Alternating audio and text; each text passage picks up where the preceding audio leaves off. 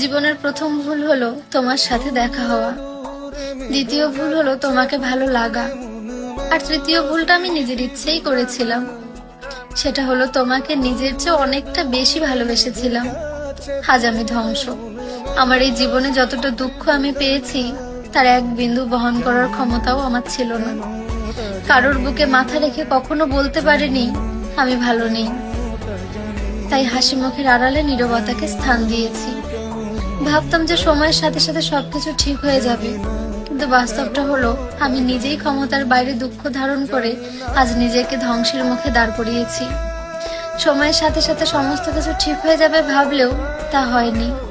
অনেকটা নীরবতাকে সাথে নিয়ে মুখে হাসি আর মনে একরাশ দুঃখের বোঝা নিয়ে প্রতিদিন অভিনয় করে যাই। তবুও মুখে বলি আমি ভালো আছি।